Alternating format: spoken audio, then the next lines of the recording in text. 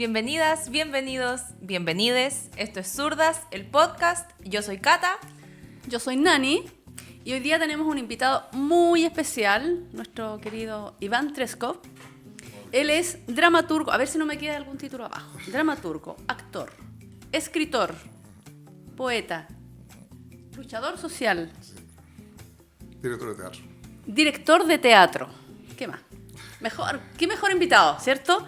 Bueno, él fue nuestro profesor algún tiempo de teatro. Ahí hicimos lo que pudimos nosotros, no mucho, pero aprendimos porque no fue mucho tiempo, pero aprendimos harto, sí. Iván, bienvenido a nuestro podcast Zurdas. Y aquí estamos para conocer un poquito sobre tu obra, sobre tu vida de dramaturgo, de escritor. Cuéntanos un poquito cómo empezó. Bueno, mira, yo no sé a qué edad podría decir que empezó esto. Yo desde niño, yo empecé a hacer teatro, digamos, cuando estaba en la escuela primaria. En ese entonces existía una asignatura que se llamaba algo así como vocación infantil o algo así. Y yo en lugar de hacer deporte, escogí hacer teatro. Y ahí con las profesoras me empezaron a enseñar los primeros movimientos arriba en escenario, a hablar, a modular. Y se hacían pequeñas obras de teatro cortitas, esas que hacen en la escuela primaria los niños. Pero me sirvió porque me di cuenta que tenía buena memoria. Entonces fui aprendiéndome texto y fui tomando un poco el rumbo ese. Pero eso yo lo dejé hasta... porque después cuando entré al liceo empecé mi actividad político-social el año 63. Entonces la parte teatral, digamos, yo la suspendí hasta el año 70 más o menos, que en Talca se formó el TEIT, el Teatro Independiente de Talca. Yo estaba muy involucrado en la parte política, así que no tenía mucho tiempo para hacer ensayo. Pero sí, Sasha, que era un director de teatro que venía del Ictus de Santiago, que me asignó la tarea de reemplazar de repente a un actor para que él viera cómo actuaba. Me ponía a mí a hacer el papel de él y yo me quedaba atrás y si no me ocupaba de pasar diapositivas, porque estábamos haciendo una pieza de teatro que se llama una pieza de teatro de Bertolt Brecht, Terror y Miseria del Tercer Reich. Entonces, cada vez que había que cambiar la coreografía, se ponía una diapositiva para que el público no perdiera la atención. Yeah. Entonces, quien ponía la diapositiva era yo. Y fue la primera vez que yo vi a un verdadero director de teatro, o sea, corrigiendo voces, movimiento, escenario, y me gustaba bastante. Pero, como decía yo, por la actividad política, todo lo que pasó por el 73, mi actividad teatral se suspendió hasta cuando caí detenido. Y el año, yo estuve en varios campos, que tengamos tiempo de hablar, pero el año 75, a fines del 75, yo estaba en el campo de Puchuncaví, en Omelinca, como se conocía también, y en ese periodo se cerró el campo de concentración de, ¿cómo se llama?, donde está Óscar Castro, que estaba un poquito más hacia la costa. Y se cerró ese campo y a los detenidos que ahí quedaban los trajeron a Puchuncaví. El campo de Ritoque, se cerró Ritoque y se llama Puchuncaví. Y Óscar Castro estaba detenido justamente por haber hecho una pieza de teatro que se llamaba Al principio existía la vida, y él era el director del grupo de teatro. Y quiso formar un grupo de teatro en el campo de concentración. Y pidió voluntarios. Bueno, por supuesto me presenté. Primer voluntario, Iván Treskov. Y junto con Óscar Castro también venía otro director de teatro, que era de apellido Genovés, que está en el Ictus. Y es interesante porque eran dos escuelas, dos estilos de teatro completamente distintos. Genovés era el estilo clásico, aprenderse los textos y todo lo otro. Y Óscar Castro era un poco más al lote, improvisaba más. Uno mismo se crea el personaje y todo eso. Entonces, me quedé un poco más trabajando con Óscar. Y claro, entonces, ahí había que hacer piezas de teatro constantemente. Como decía Óscar, el público siempre era el mismo. Estábamos cerca de 200 presos siempre. Entonces, cada 15 días se presentaba una pieza de teatro distinta. Óscar escribía como loco. Y cuando Óscar salió expulsado al extranjero, él salió expulsado a Francia, me dice, mira mi perrito, si algún día vas por Francia, aquí tiene una dirección donde puedes llamarme. Yo en ese entonces estaba postulando al partido, me había dado las instrucciones de salir también, pero yo no sabía dónde iba. Yo había postulado irme a Inglaterra. Como yo era profesor en biología, quería seguir mi estudio en biología. El campo de concentración se cerró un 17 de noviembre y el 18 ya tenía las instrucciones que tenía que salir de Chile, porque yo he estado detenido 2 veces, una vez que estuve en el regimiento primero y después en Colonia Dignidad de los Campos. Y me encuentro con la novedad que mi visa estaba lista, pero tenía que irme a Francia.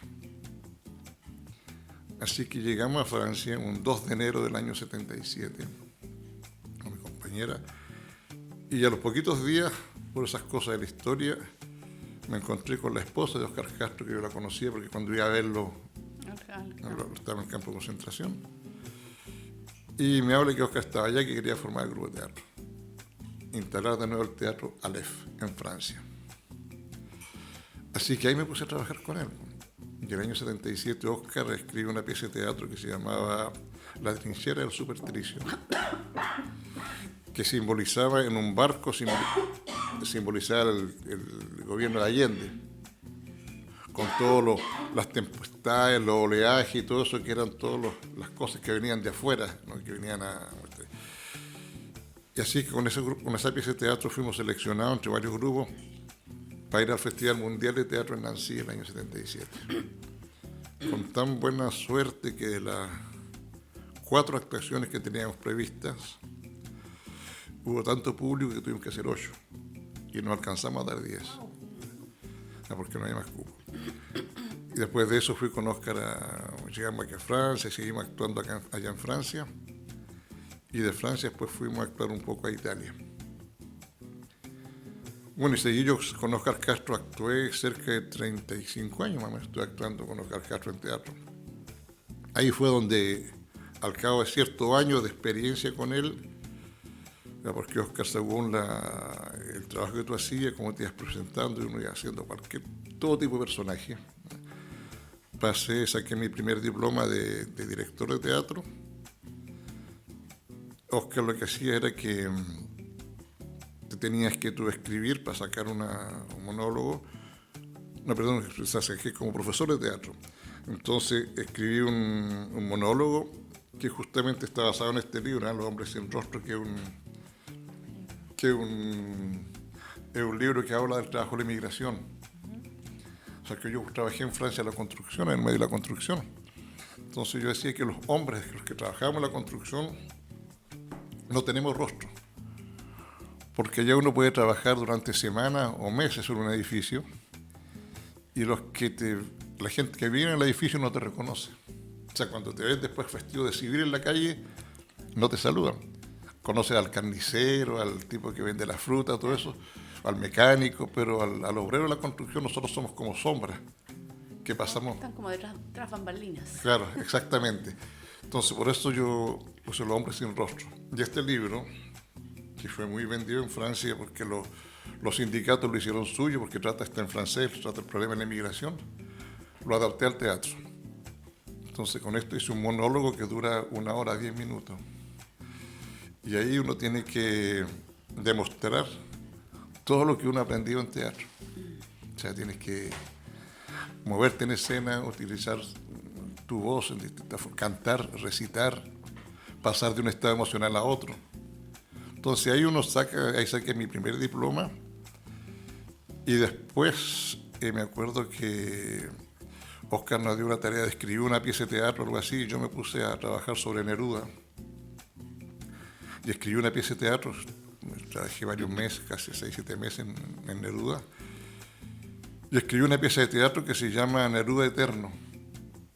Y se la entregué a Óscar, como que el alumno entrega su tarea al profesor. Óscar la tuvo una semana y me dijo, sí, me gusta, pero tienes que hacerla. Pues. ¿Cómo hacerla? Sí, pues me dijo, mira, yo te presto la sala. Si quieres ser director, tienes que hacerla. Tienes que buscarte los actores. Porque yo me dijo, los actores y no te los presto. Tienes tú que formarlos, que es el trabajo del director, formar el actor o la actriz y hacer la pieza de teatro por eso. Me costó buscar actores porque no era fácil, gente que tuviese tiempo y todo. Allá en Francia las distancias no son como acá, ¿viste? O sea, para ir a un ensayo es una hora y media en auto, donde está la sala de teatro. Pero afortunadamente todo salió bien, ¿no? Era gente que nunca ha hecho teatro, nadie nunca ha hecho teatro, eran casi todos chilenos y 2 franceses. La pieza dura como 1 hora 20 más o menos. Y ahí también, pues, o sea, hay que cantar, reírse, bailar, todo, o sea, la actitud de cada persona, de cada personaje. Yo hacía el rol de Neruda y pasamos muy bien eso. Incluso después se invitó a la gente del consulado de Chile en Francia, que fueron a verlo. Y una de las cosas que me pidieron fue que tenía que hacer esa pieza de teatro acá en Chile, porque para los colegios, para los liceos era muy bueno conocer Neruda. Ese es otro aspecto de Neruda, la vida de Neruda pero en teatro. Cosa que pude hacer cuando en uno de mis viajes para acá, yo en Talca creé en un momento determinado un grupo de teatro Espiral.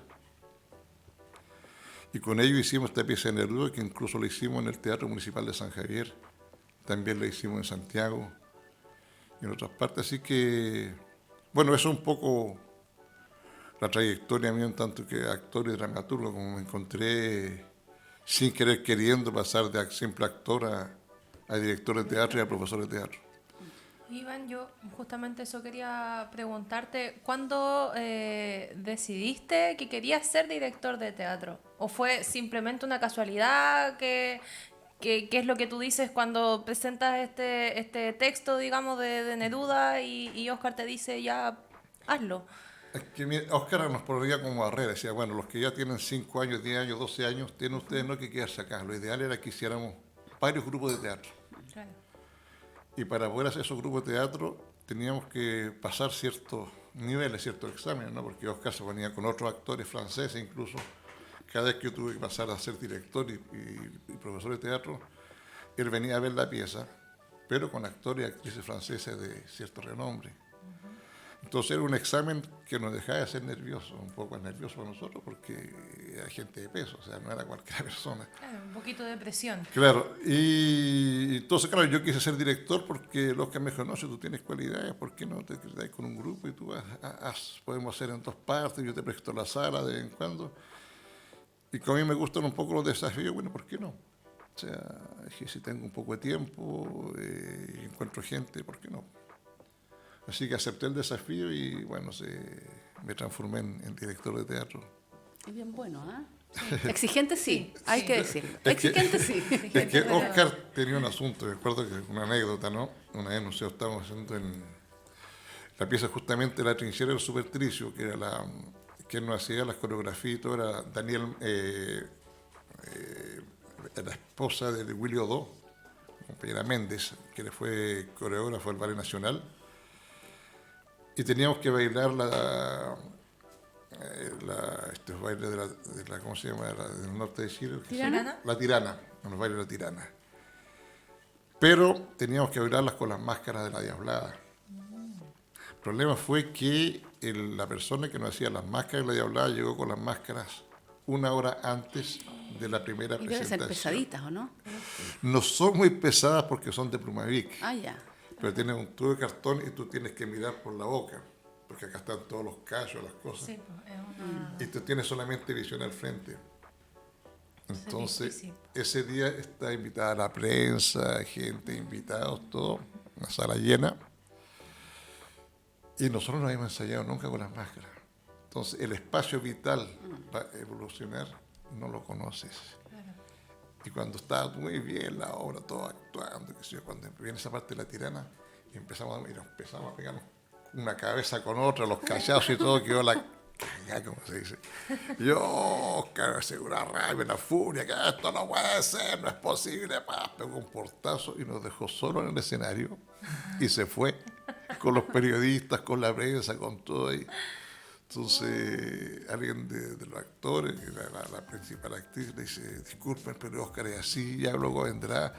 Y tuvo que explicarse que las máscaras nos habían entregado hacía poco rato. Y no estamos. Entonces, bueno, Oscar era muy severo para los ensayos. no aceptaba, primero los horarios eran muy rígidos, que sé que uno no tiene derecho a utilizar el tiempo de otro. Eso es verdad. Entonces, dice, si nosotros nos ponemos de acuerdo todos juntos para una hora, ustedes tienen que utilizar el tiempo para que eso sea para ensayo. Si tienen que venirse una hora antes, una hora antes, una hora y media antes. Para que todo, porque ensayamos de las 8 hasta las 10 de la noche. Y después a veces teníamos una hora, un cuarto de ruta en auto para regresar a los hogares. Entonces yo al otro día me levantaba a las 5:30 para ir a trabajar. Entonces las noches se hacían cortitas. Claro. Pero me Entonces, gusta el teatro. El respeto por el tiempo del otro. Claro. Y nos quedan súper pocos minutos. Sí, nos quedan Oh, 4 minutos. Ya. oye, se nos fue el tiempo. Y alcanzamos a volando. hablar solo de su vida Pero- como director y Pero actor un poquito. Podemos alargar un poquito el capítulo, si podemos seguir conversando. El año pasado, o este año fue, no, el año pasado, hiciste la presentación de uno de tus libros aquí en Linares. Sí, el que se llama El síndrome del salmón. El síndrome del salmón. Claro. Muy buen libro. Bueno, ese libro trata en cierta forma de explicar lo que muchos preguntaban, ¿no? Cuando yo volví a Chile, cuando la gente vuelve a Chile después de un exilio. ¿Y qué vinieron a hacer acá? ¿Para qué se devolvieron? ¿Por qué te viniste? ¿O por qué se vinieron a otra gente? ¿No? Ya yo trato de explicar un poco eso, ¿no? Porque los que tuvimos un compromiso social o político y que tuvimos que irnos, como el caso mío, para mí fue una dirección política, hasta el campo de concentración, unos compañeros de la dirección del partido, me dijo, compañero, usted ya ha estado 2 veces preso. Esta segunda vez se salvó por pelitos que no lo matan. Yo estuve 3 meses, o sea, 3 semanas en Colonia Dignidad, después el campo de concentración, todo eso. Así que usted tiene que salir, porque va a ser más útil afuera que adentro. Entonces yo salí y me fui por una razón política y por obedeciendo instrucciones que yo consideré que eran correctas. Pero uno cuando está afuera siempre uno sabe y ve con impotencia, ¿no? Con los compañeros que han detenidos, cuando mueren, cosas. Y yo no sabe cuando hemos tenido, yo ingresé el año 63 a la Juventud Comunista, que mi lugar estaba acá.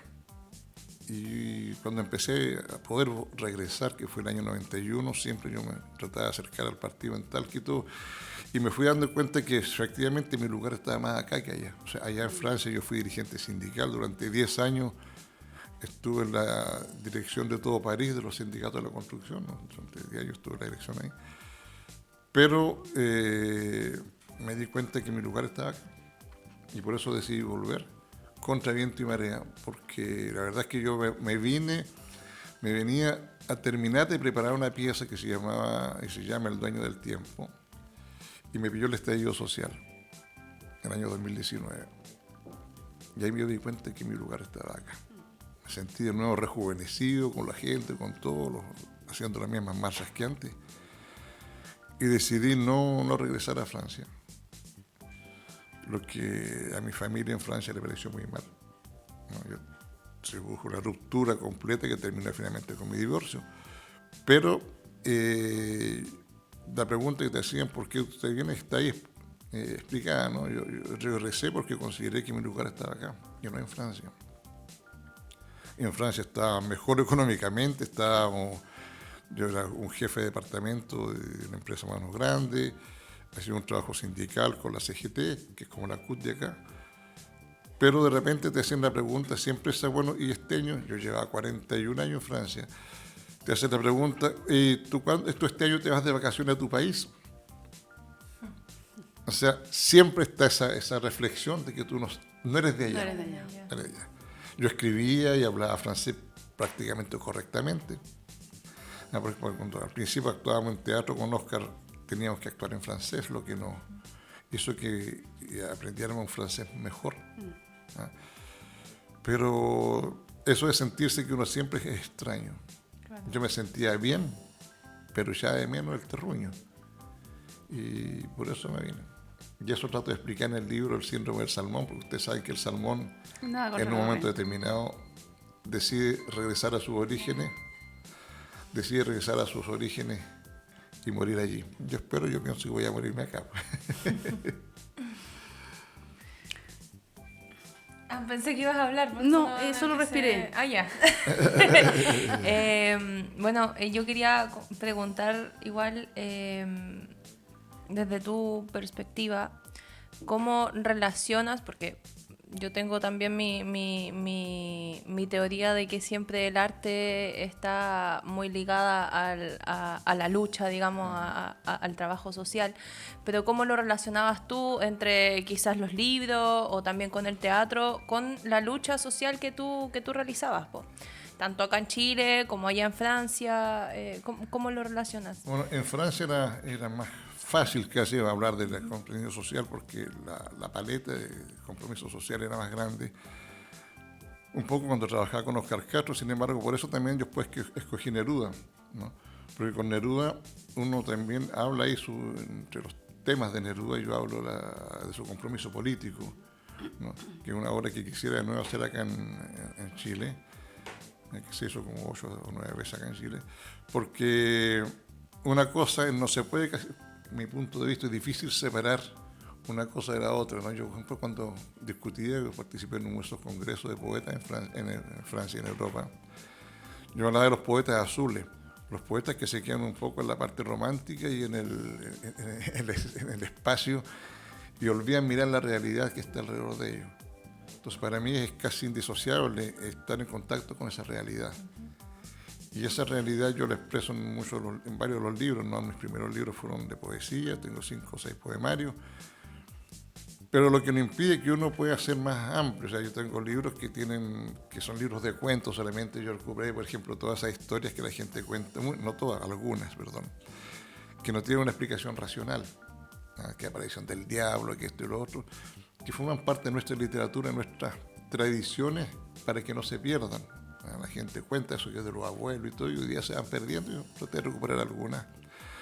Pero, por ejemplo, yo también tengo libros que había que contar, que para que no se olvide, el libro de Melinka, que lo edité también aquí en Chile, que habla de ese campo de concentración que nosotros conseguimos transformarlo en una pequeña ciudad.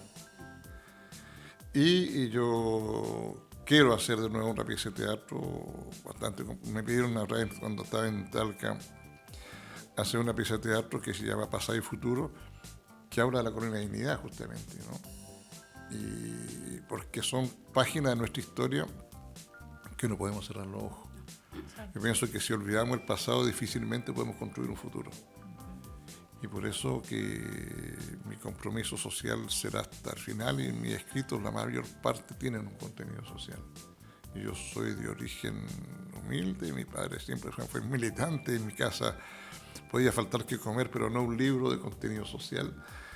Y uno va creciendo y aprendiendo a ver la realidad. Yo, por ejemplo, me estoy separado de un grupo de exalumnos universitarios que nos juntamos todos, que se habla de todo salvo de política. Entonces yo que no, o sea, no podemos vivir en una burbuja sin ver lo que nos rodea. Y eso es lo que me tiene acá, siempre participando en la actividad en la medida que puedo. ¿No? Y es súper importante igual mantener viva esa memoria y también no dejar de hablar de ello, porque si olvidamos, como dices tú, no podemos construir un futuro mejor. Y también es súper importante hablar de política, independiente de a lo mejor las diferencias que podamos tener con un otro. Es súper importante conversar de política, eso también enriquece nuestra democracia, que tenemos que defender también en este momento. Contarles que hace un par de años atrás yo tuve el honor de compartir escenario con Iván a propósito de la memoria, un homenaje a los detenidos desaparecidos. Muy bonito, salió, lo digo humildemente, pero verdad que salió muy linda la presentación que hicimos junto a mi hermano, que es guitarrista, lo hizo espectacular.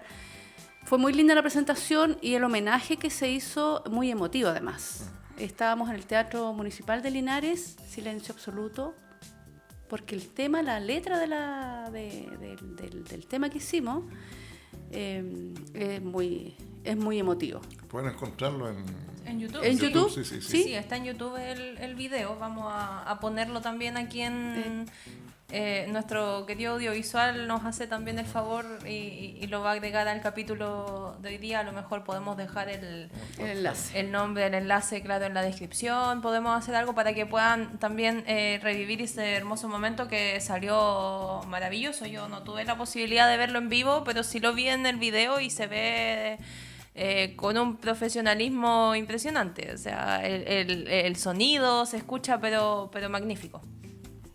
La voz de ella, magnífica. No, salió muy linda esa presentación. Sí, Además le salió muy buena. Hacerle un homenaje a los detenidos desaparecidos siempre va a ser emocionante. Claro, por supuesto. Siempre, porque no los olvidamos, están ahí. Y estaban ahí ese día. Exacto. Yo sentí esa energía del... Bueno, es que la letra de la canción y del poema, bueno, lo van a escuchar. Ojalá lo escuchen, abran el enlace y lo escuchen, porque la letra es muy emotiva. Es muy emotiva. Bueno, estamos en la hora. Nuestros capítulos son cortitos. Antes de irnos, ¿algo que tengas en mente? ¿Piensas publicar nuevamente? ¿Tienes algo ahí? No, lo que me gustaría fue crear un nuevo grupo de teatro acá en Linares, porque estoy un poco retirado de los escenarios, y pasar el anuncio a los que se interesen, que nos contacten, o a usted o a mí, que sé yo, para crear ese grupo, porque teníamos un espacio en el cual podíamos ensayar, pero no llegaban actrices o actores que ahí se forman. Por la pieza de Neruda se puede hacer formando actores sobre el momento mismo, no hay para qué formarlos como actores, ahí van aprendiendo. Porque aquí en Linares ha faltado gente con mucha diferencia, que en Talca me sobraba gente para hacer teatro. Aquí faltaron. Sí. Algo pasa acá en Linares con el tema de la cultura, que a veces queda un poco al debe, a diferencia de otras ciudades, de otras comunas. En Linares yo también lo he visto, y a mí me gusta mucho la danza. Yo participo bastante en distintas academias, digamos, de danza, y pasa harto eso, que hay como un recambio constante de gente que llega alguien, están un tiempo, se van, llegan personas nuevas, entonces tienes que volver a formar, y al final no se puede seguir avanzando, no se puede armar una trayectoria. Muchos Porque espacios físicos no hay. Además faltan espacio. Entonces, algo pasa aquí, el llamado también a mejorar también en el ámbito de la cultura en Linares. Yo necesito 5 personas. Para crear un grupo de teatro acá en Linares, yo necesito 5 o 6 voluntarios o voluntarias, no más que eso, para poder hacer nuevamente una pieza de teatro de Neruda Eterno. Aquí esto es un mensaje poético y contenido muy bonito. Bueno, entonces hacemos la invitación a quienes estén interesados en participar de este grupo de teatro. Se pueden contactar a través pueden dejarnos un comentario en el capítulo, nos pueden hablar a través del Instagram de celulasolidialeiva.pc, y nosotros hacemos el contacto aquí con el compañero Iván. Si en algún momento quiere que podemos también hacer la invitación nuevamente, claro, cuando ya a lo mejor esté un poquito más conformado el grupo, podemos volver a invitar. Las puertas acá de nuestro podcast están abiertas. Genial. Muchas gracias por acompañarnos, por aceptar nuestra invitación. Se nos hizo cortísimo. Se nos hizo muy corto, se nos pasó el tiempo volando. Yo creo que vamos a tener que volver a invitar al compañero, porque hay hartos temas interesantes que podemos conversar con usted. Así que... Y antes de despedirnos de nuestro podcast, de nuestro capítulo de hoy día, agradecer, como lo hicimos al inicio, agradecer al concejal Lenin Fuentes por facilitarnos su espacio, que siempre está disponible para nosotros. A nuestros patrocinadores. A nuestro patrocinador. Sí, se nos va. A veces se nos olvida saludar también. Y bueno, aprovechando que estamos en los saludos, a saludar a nuestro querido audiovisual, Alonso, que hace un gran trabajo para que este podcast sea posible. Bueno, nos encontramos en un próximo capítulo de Zurdas. Chao, chao. Chao, que estén bien. Gracias. Gracias, Iván, por estar aquí.